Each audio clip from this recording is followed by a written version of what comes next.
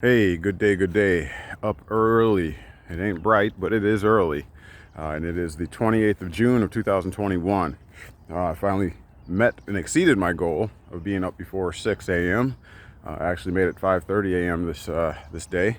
And yeah, I'm trying to get out of the habit of saying morning. Who's morning? I mean, this should be a joyous occasion, another opportunity to be great, right? So we're not going to mourn per se in the morning. But I'm glad for another opportunity. And so, with that being said, I just had a thought to put on your mind, and hopefully during this Inspire Nation, something moves you, motivates you, and gets you going. All right. So, question: who told you, since your born date, to begin a search outside of yourself for relevance, for permission, for authority, for power? Who told you? Who cultured you into believing that you're in some way inadequate? That you need to seek something else outside of yourself in order to attain prosperity, longevity, a future in some ethereal place, perhaps off the planet? Who told you that? Where did you learn those behaviors, those beliefs? Who taught you them? Most of these answers are going to be your mother, father, perhaps grandparents, perhaps an auntie, or some other legal arrangement through adoption or what have you, foster parents, right? So you were taught this from somebody. You were taught, especially if you grew up in religious tenets, that basically subject yourself, be subservient to someone else, look to someone else for relevance, right? Question: who taught them that?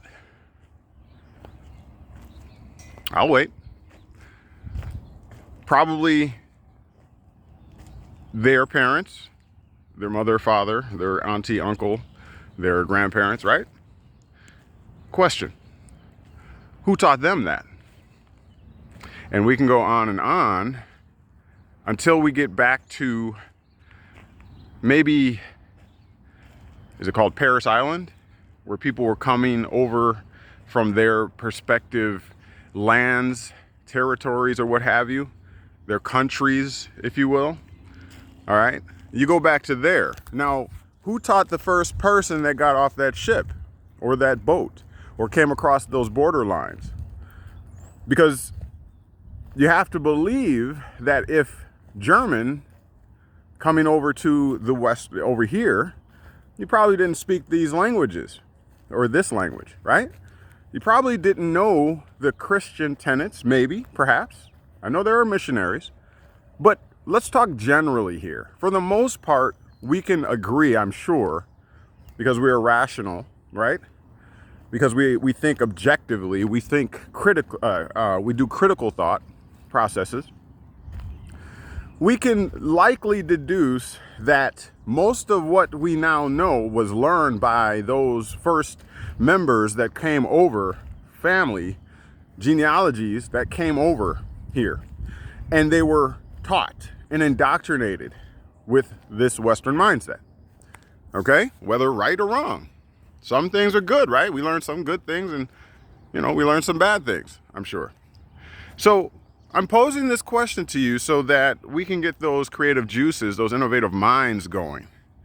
Okay? That critical thought going. Because everything that we now know was taught to us. And isn't it funny that the general thought process, the general ponderance is that something outside of you is needed? I want to remind you, however, that the earliest recollection of our mortality is, well, probably subconsciously, is being born of the womb. right? That's all we know. That's all we've ever known. And that is replicated and duplicated on a daily basis. I think there's over 80,000 births in the United States per day or something like that. It's an astronomical number. So if it's duplicatable, I think that's a word. If it's observable, right? It's repeatable. I think that's the word I was supposed to use, the term. Then doesn't that constitute science? For all you science buffs out there, doesn't that constitute scientific method or what have you? It's observable, it's repeatable, duplicatable, right? So why are we looking for something else, like looking for ET, like looking for alien life or UFOs? Why are we looking for that when we have something right before us that is clearly observable and it repeats on a regular basis? So if your definition of God is that which creates you, wouldn't that be the womb? Wouldn't that be the joinder, the consensual joinder between a man and a woman? Wouldn't that be an experience we call God? After all, that's how you're created. It's repeatable, it's observable, and it's certainly duplicatable. I think that's a word. If not, correct me. Someone will, I'm sure.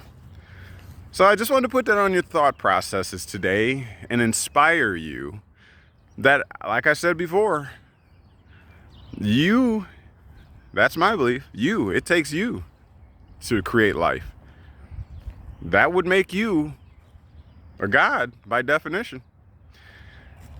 I'm just saying, take it for how you want to, but you can keep looking for something else outside of yourself. You can keep perpetuating what you've been taught and what your mothers and fathers have been taught and what their mothers and fathers have been taught. All the way back to you find the hand of a man that had his best interests at heart, he and his family. And you'll find the hidden hand are those who are still in power today, 200 something years later. So I'm just putting it out there. This is your Inspire Nation. I'm going to get back to workout now. Get up, get out here, and do something positive.